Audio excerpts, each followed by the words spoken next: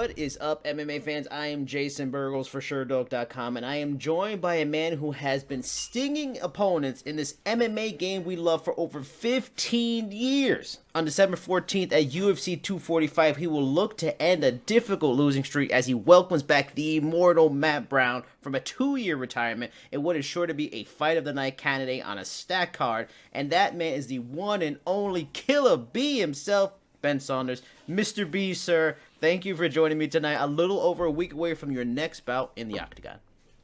Yeah, well, we're definitely on the final stretch, and man, I'm super stoked. I've had a fantastic training camp. I've been out here in Las Vegas, kind of doing a pre-camp out here that led into an actual fight camp, and I got to use the strength and conditioning and everything that they have available at the UFC PI, which has been really, really fantastic, in combination with obviously my coaches and my fight training. So definitely really excited. And I will say, man, this is probably the first fight in a very long time that I've been really, really excited about. Getting a name like Matt Brown, I've been a fan of his for a long time. I thought we were actually going to meet a long time ago, and to have it finally happen and to hear all the fans seem to be very, very excited about it as well, it's super motivating. Now, of course, I have a bunch of questions, but before I even get to that, you mentioned the PI. Is this the first time you've gone out there and used their facilities? And what do you think makes that facility, say, different than, the usual major big camps they have around the country? I've been here a few times, but this is the first time I've actually been here in like dedicated time to be out here. And man, one of the biggest things is everybody seems to work together out here. On top of the fact that it is a state-of-the-art facility that really has everything you could possibly want and need, not only for training and strength and conditioning, but also the PT,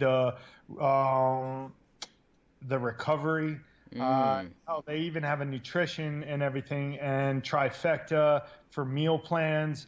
I'm really getting everything I could possibly want and need, all in one kind of location. And on top of that, it's really, really rare to see everybody work together with my coaches as well. So they don't just work with me personally. They actually still communicate with my coaches, and everybody seems to work together, and we get to be like one really big collaboration of excellence. And I've heard some cool things about the PI too, and I've heard people talk about they go out there and they'll bring a teammate that's training with them that's not even in the UFC, and they let them use the facilities and all that kind of stuff so they can get that UFC experience a little bit too. Has it happened with you? Have you brought any people to show them the big time a little bit? Yeah, no, definitely. That's a real cool part of it, is the fact that they let us bring some people in with us, and on top of getting the good training in with them, they get the recovery that I'm able to get, which is fantastic, because at the end of the day, it helps me. If they're getting good recovery and they're helping me for my camp, then they're going to be able to push themselves while pushing me. Right. And at the same time, yeah, I mean, for the younger ones coming up, it definitely gives them a little insight and a look at what could be in their future, and is hopefully in their future if they want it. Now, most fans and media will look at this fight for you as a must-win to maintain, your spot with the company and not put it any more in jeopardy. For many fighters, that could lead to, a little added pressure, especially for a fighter in their first run, like you mentioned, some people coming in their first time, stuff like that. However, I think this is technically like your third stint with the UFC because of that. Having come and gone, fought elsewhere, does it make this scenario of pressure easier in a way? At 36, are you more at peace with, hey, if the UFC run ends, whatever. I've been here before. I'll go out. I'll come back. Or do you feel the pressure? And it's a tough fight. Definitely not feeling the pressure, which I guess under circumstances could be a little strange or odd to not feel the pressure like that. But man, everything happens for a reason, I feel. And no matter what, every bad decision that I've ever made in my entire life has brought me to this moment. So I can't really change anything. I can't take anything back. I'm very happy with where I am in life and where I am in this opportunity. And I don't look back at anything that negatively happened um, and really kind of think that it's a bad thing. It's all kind of, yeah, you could say experience, but it's also like, I try to say the analogy of time travel. If I went back and changed Yeah. anything, there is like, man, you change one thing and everything could be completely Yeah. different. You know, like my career could have ended 10 years ago because I went back and changed one thing. Mm-hmm. So I'm super, happy with where I am. The knowledge and experience and wisdom that I've gained along the way, uh, it builds character, man. It helps create me for who I am. I'm a lifelong martial artist. So I'm going to fight as long as my body physically allows me to. And I will say, seeing the first UFC live on pay-per-view when I was 10 years old and dedicating my life to Mm-hmm. this, yeah, this has been my dream. Yeah. There's no doubt about it. And, it'd be a little sad to have a dream end like that, but putting the pressure on yourself, doesn't, man, it's just it's unnecessary stress that doesn't benefit in anything, because worrying about anything that you have no control over really does it. Like, man, I've always been like, yo, we'll see what happens when it Mm-hmm. happens. Like, I'll like, I have been very fortunate that my issues in life really have come down to too many crossroads as opposed to not enough opportunities and Mm-hmm. crossroads. So I'm not really too worried about it all. And at the same time, yeah, I've had kind of a rough patch recently, but not too many people know. I like 3 of my last 4 fights have been 4 weeks notice or less. One have been 2 weeks notice. I mean, I'm a terrible manager for myself. I got new management Yeah. now, but I was the fighter that, dude, if I'm healthy, I'm gonna fight. Mm. Like, I never know what could possibly happen. People go through, oh, they find out about a fight 10, 12 weeks out and then get injured 8 weeks, and Mm-hmm. then the fight gets pulled and nothing ends up even happening. So, I mean, I could walk out, tomorrow and get hit by a car and never fight again or die, Yeah. like, so in my head, I was just like, if an opportunity presents itself and I'm healthy and I feel I can fight, I might not be in fight shape or really at the prime of my preparation for a potential fight, but I'm a gamer, man. I'm all about getting it in as much as I can and fighting as much as I can while I can. Now, I will say I have to apologize to, man, my family, my friends, my fans, hell, even the promotion, because yeah, I'm taking these opportunities, and yeah, that's the way I live my life and how I fight, and even though I was a crappy manager for myself, like, and I had my points of view of why I would fight or take certain fights, um, I'm also not giving them, these people, what they deserve. Mm. Like, my family doesn't want to see me get hurt. My friends don't want to see me get hurt, and neither do fans or anything. But the promotion and the fans worldwide, they want to see me at the best of my abilities go out there to showcase and perform well, no matter how the fight goes. And I feel that that is the only thing that I will partly say I feel a little bit bad about. But again, I already kind of made a statement for my point of view and why I've taken the fights in the ways that I've taken them. And again, no regrets. I'm here right now. I have one of the biggest fights opportunities of my life coming up on one of the biggest cards of the year. So again, I got nothing but to everything to be grateful for, I guess. Now, speaking of that fight, we were, and we talked about a little bit of pressure and wins and losses, those kind of thing, if you feel it or not. But this fight almost feels as pressure free as it can get. In that Brown is coming off a 2-year retirement. You guys are not ranked right now, so it isn't say a fight that's gonna have some ramification on a title shot or anything like that. This is just two damn good, well traveled veterans going in there and just going skill for skill. And after such a long career that you've had, do you feel? And actually, no, you told me you feel excitement. Like, is the excitement for this fight that you're feeling just for knowing what Brown brings to the table? There's no kind of added thing. This is just two dudes that can fight going at it. Does that where the excitement comes from? Yeah, again, I've been a fan of his for quite some time.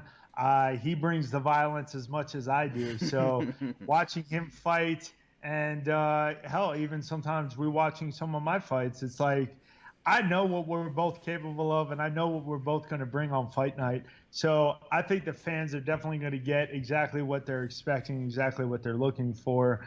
And, every time I go out there, I mean, especially for this one, we got 3 title fights. We got a very stacked card, but, even though that we may not be ranked and may not be up there as far as being the next title contenders, I'm looking to steal the show. I'm going to go out there and put it all on the line and give the fans exactly what they want. Now, the sport is getting new fans all the time, so I want you to educate the fans on your opponent because, they will look at Matt Brown's record and they won't be impressed. It's a record that's so misleading in terms of his skills and his ability. Hell, I remember when he fought Robbie Lawler, when Robbie was like peak boogeyman, and he made Robbie Lawler all of a sudden want to wrestle, which Robbie Lawler really didn't do when he's been in the UFC. So that's how good Matt Brown is. Talk to me about Matt Brown and what makes him such a handful, even at 38 years old.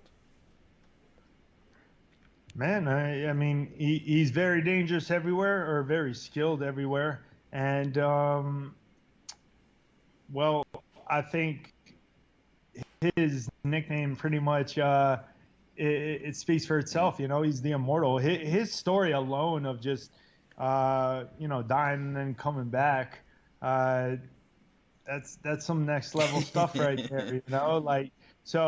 If you die and you come back, yeah, the fight game's kind of mediocre as far as really having a lot of fear and things to worry about. And on top of that, I think we both are pressure fighters. We both like to come in and kind of bring it to our opponents. So I think this will be a very interesting matchup in that sense. As far as him making Robbie, wrestle, again, that's a great statement and a staple for his skill set. He's very talented and he's a savage. Luckily for me, so am I. Now, Brown has gotten the finish in all but 2 of his 21 wins. You've gotten finishes in 17 of your 25 wins. And you are both guys who, don't mind going out on the shield. You're going to let it all hang out. With that in mind, would you be stunned to be shaking his hand at the end of 15 minutes? Would you be stunned if this fight went 15 minutes? If it does go the distance, I failed. That's my mentality every time I go out there. I'm not trying to win on the judges' scorecards. I'm not trying to win per round and hope that it all adds up at the end. Realistically, if I don't finish you, I feel there's doubt on a personal level of whether or not I would ever actually consider that a win. And I mean, I've had it in the past where I've absolutely steamrolled through people and won almost every second and minute of every round, and it still went the distance. And I'm pissed. I'm furious. I walked back to the back room absolutely enraged because I didn't do my job. I didn't go out there and do what I was really planning on doing. I hate judges. I do like the idea of, I'm going to go out there and, it's kill or be killed. But ultimately, I think stats are very, I'm into math, and I think stats speak very highly where you don't really have to say much. You know, I'm not too much of a trash talker. I am a martial artist. I believe I'm a modern day samurai, and I believe in respect, honor, loyalty, and all the aspects of the game. And if somebody steps up and signs a contract with me, damn sure I'm gonna have a lot of respect for the skill set that I'm getting put up against, no matter who it is, because my goal and my job is to put you out, is to end you before that time limit and that last bell rings. And that is been the staple of my career since day one. It's always been since my first fight, which was on 3 days notice. Wow. It was win, lose, or draw, you're gonna get a fight. I don't care if it's short notice, I don't care what it is, you're gonna get a fight no matter what, until I either put you out or you put me out. I don't think anybody in my entire career has ever had me just like accept defeat, ball up, and just not want to be Yeah. there anymore. If I'm breathing, we're fighting till the end. And we're gonna hope, we're gonna assume you get that W. You put Matt back into retirement, but if the things don't work out the way you want, and Matt, is amazing. He is the immortal one. Let's say, if is there more of an upside this time around compared to say other times you may have been released by the UFC, in that it feels like the industry is at a strong point. But Bellator is doing good. PFL, one championship, many other promotions. Going into the open market with your name value could still be really good for you, even coming off of a loss. Do you feel like almost, hey, if it happens, it's even better than last time, because you still have a whole bunch of options, it seems like, nowadays, compared to say the last time it happened? Yeah, I guess. Again, man, I'm not stressing about it. I gave my life to the UFC. I've done everything to try to, uphold their, I guess you could say, their promotion, and bring nothing but positivity to their promotion, and not bring them down. Because again, I've been a veteran for so long that not many people realize the craziness. I mean, there was a time where, like, you were not supposed, like, if you did anything, absolutely anything, that brought anything negative on this sport, you were cut. It was not even a joke. So, and now it's kind of changed, where it's kind of like, yeah, it kind of, I mean, I'm sure it's person to person, it's Yeah. situation to situation, True. but ultimately it kind of seems like, whether it's good drama, bad drama, as long as you're getting Yeah. buzz for yourself or the promotion, they may not really care, because even if it's bad attention, it's attention. So I've definitely seen the evolution of how the game's played, but ultimately, I've just tried to live my life the way I feel a martial artist should live. And I try to bring respect and honor to my name and my legacy. And no matter what happens in this fight, after this fight, I think that I will be able to, make my eventual children super proud of me and everything that I've done, make my family and my friends and my fans proud of me throughout my career. And, that's really all I'm trying to do. And I'm glad you bring up legacy. It goes to the next question I asked, because everybody, so many fans know Killa B, because you're going to be an action fighter. It's going to be an action fight. It's going to be exciting. You either going to put somebody out, or they're going to do their best to put you out. So I have such a high level of respect for fighters. What you guys and girls go through in camp. The mental grind of it, the physical toll it takes on a fight camp. And as a sport that is still compared to others, it's a young sport. There's a lot that we still don't know. But one thing we talk about a lot in this sport, in combat sports, and even football, stuff like that, very physical sports, is the perils of something like CTE. You've been knocked out 8 times in your career. Is CTE something you worry about, on this being the backside of your career at all? I once asked Dustin Poirier the same question, and he admitted it was something he kind of like thought about, but he couldn't really prioritize it and put it in the front of his mind during his fighting career. Is CTE something you at all think about, worry about?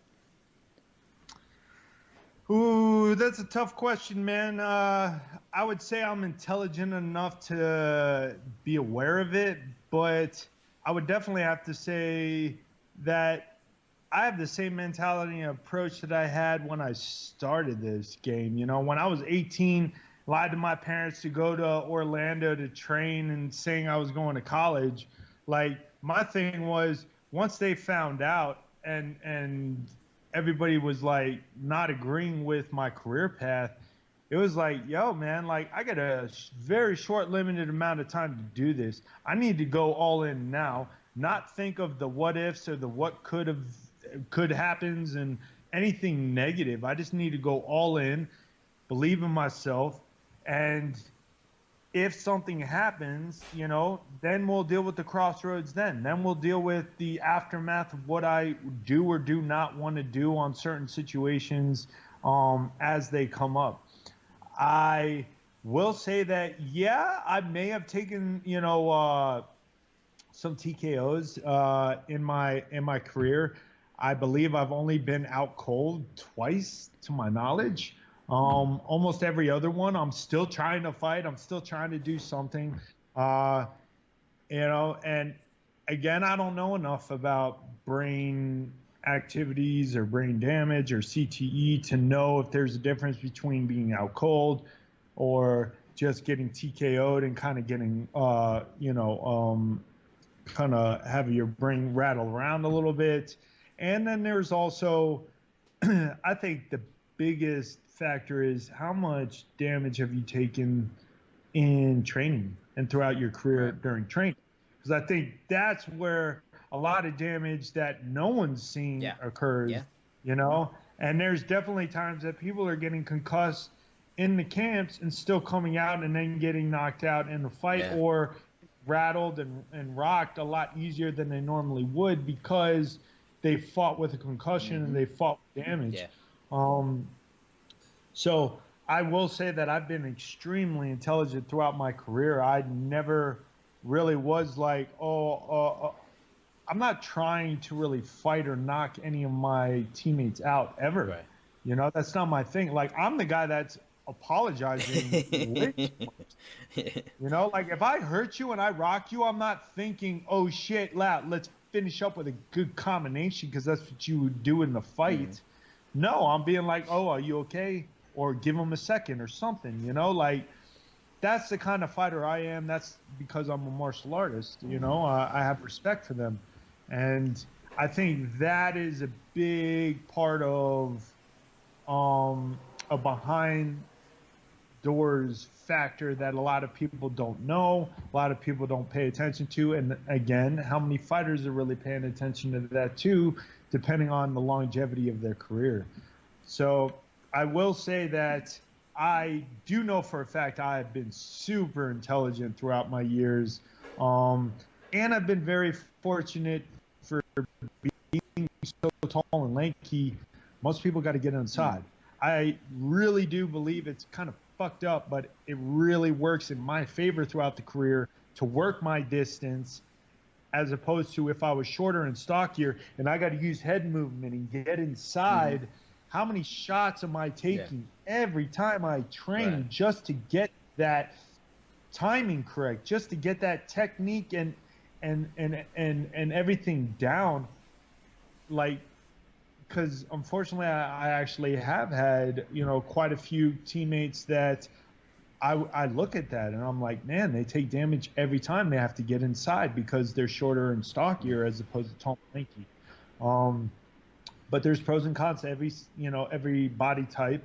But when you're talking about CTE or brain damage, I think that's worked in my favor, and that works against shorter, stockier people a little bit more. I think, at least until they are so damn good and technical, then just learning and bringing their abilities up to that level. How much damage are they taking to get inside?